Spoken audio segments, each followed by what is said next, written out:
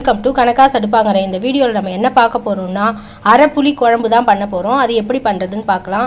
அரை புளி குழம்பு அப்படின்னா நம்ம அரை புளி குத்தி குழம்புன்னு நினச்சிக்காதீங்க.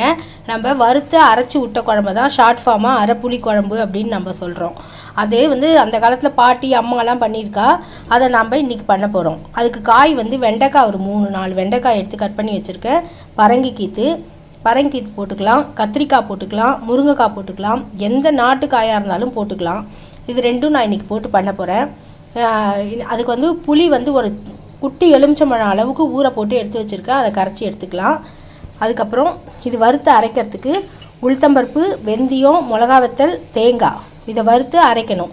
இப்போ வறுத்து அரைச்சிட்டு எப்படி பண்ணுறதுன்னு பார்க்கலாம். ஒரு வானாவை அடுப்பில் போட்டுருக்கேன். அது காஞ்சிடுத்து நம்ம ஒரு முட்டை நல்லெண்ணெய் குத்தின்ட்டு இப்போது இதெல்லாம் நம்ம சாமானமாக வறுத்துக்கலாம். நல்லெண்ணெய் குத்தினாலே இந்த மாதிரி தான் ஒரு புகை வரும். இப்போது இதில் நம்ம 3 ஸ்பூன் அளவுக்கு உளுத்தம்பருப்பு போட்டுக்கலாம்.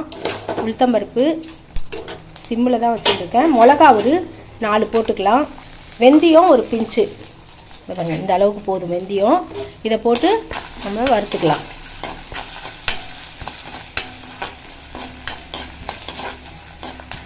இது சிகப்பாகட்டும் பார்க்கலாம். உளுத்தம்பருப்பு மிளகாலாம் நல்லா வறுப்பட்டு எடுத்து வெந்தயம் உளுத்தம்பருப்பு மிளகாவெல்லாம் வறுத்துட்டோம். இப்போது நம்ம தேங்காயும் அதில் போட்டு ஒரு பரட்டிக்கலாம். நான் அரை மூடியில் 1/4 மூடி எடுத்துட்டுருக்கேன் தேங்காய். அந்த தேங்காயும் போட்டு நல்லா வதக்கின்ட்டு இதை தான் நம்ம இப்போது பேஸ்ட்டாக அரைச்சிக்கணும். அடுத்தது இது ஆறட்டும். அதுக்குள்ளே குழம்பு எப்படி பண்ணுறதுன்னு பார்க்கலாம். இப்போது இது இந்த அளவுக்கு அந்த ஜலம் சுண்டுற அளவுக்கு வதங்கினா போதும். நல்லாலாம் வதங்க வேண்டாம். அந்த சூட்லேயே வதங்கினா கூட போதும். இதை அப்படியே நம்ம இறக்கி வச்சுட்டு இப்போ குழம்பு எப்படி பண்ணுறதுன்னு பார்க்கலாம். ஆறினோடனே அரைச்சிக்கலாம். இதை நம்ம இப்போ இறக்கி வச்சுக்கலாம்.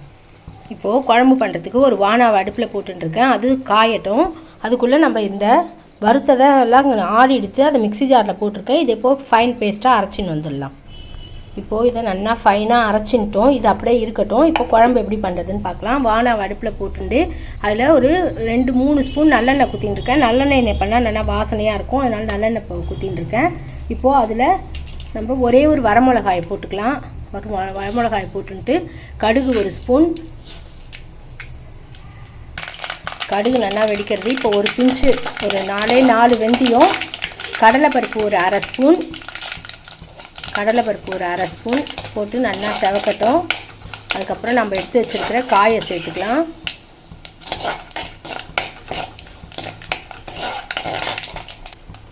எடுத்து வச்சுருக்கிற கருவேப்பிலை, வெண்டைக்காயும் பரங்கிக்காயும் ஒன்றாவே சேர்த்துக்கலாம்.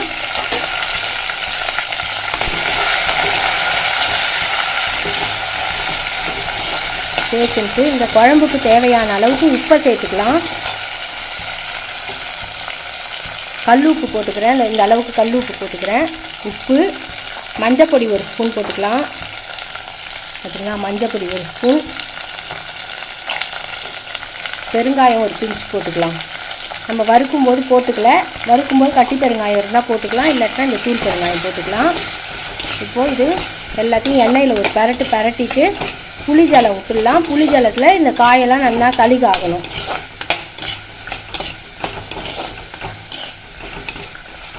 இப்போது இதை ஒரு பரட்டியாச்சு.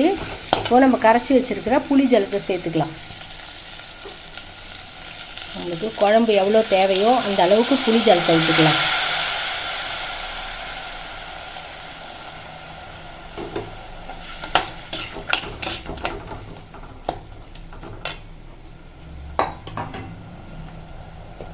இதுலேயே நம்ம ஒரே 1 ஸ்பூன் சாம்பார் பொடி போட்டுக்கலாம். அரைச்சதும் போட போகிறோம். இருந்தாலும் சாம்பார் பொடியும் போட்டால் நல்லாயிருக்கும்.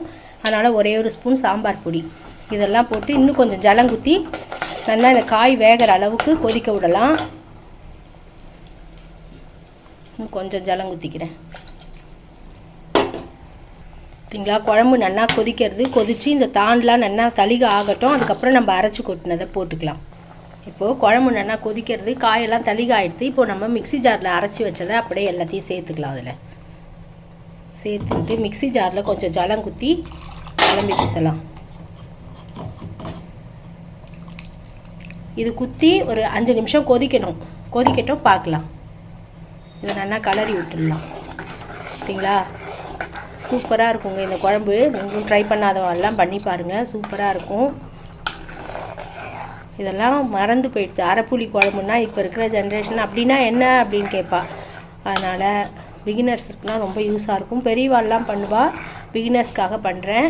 பண்ணி பார்த்துட்டு எப்படி இருக்குன்னு சொல்லுங்கள். இது இப்போது நல்லா கொதிக்கட்டும், பார்க்கலாம். பார்த்திங்களா, நம்மளோட குழம்பு அரைச்சி கொட்டினதை கொட்டி நல்லா ஒரு 5 நிமிஷமாக நல்லா கொதிக்கிறது. இந்த அளவுக்கு கொதிச்சா போதும். தெரியறதா உங்களுக்கு? கலர்ஃபுல்லாக இருக்கா? பார்க்கவே யம்மியாக இருக்குது. டேஸ்ட்டும் நல்லாயிருக்கும். ட்ரை பண்ணாதவாள்லாம் பண்ணி பாருங்க. இப்போ நம்ம ஸ்டவ்வை சுவிட்ச் ஆஃப் பண்ணிவிட்டு, ஸ்டவ்வை சுவிட்ச் ஆஃப் பண்ண விட்டு கூட சட்டியில் பண்ணினா கொஞ்சம் நாளைக்கு கொதிக்கும். இது கொதிச்சதுக்கப்புறம் நம்ம டிஷ் அவுட் பண்ணிவிட்டு பார்க்கலாம். நம்மளோட குழம்பை இப்போது சட்டியிலேருந்து இப்போது பாத்திரத்துக்கு மாற்றிண்டாச்சு. இதை பார்த்திங்களா, சூப்பராக இருக்குது. நீங்களும் இந்த மாதிரி ட்ரை பண்ணாதவாள்லாம் பண்ணி பாருங்கள். எப்படி இருக்குன்னு கமெண்ட் சொல்லுங்கள். தேங்க்ஸ் ஃபார் வாட்சிங். Bye friends.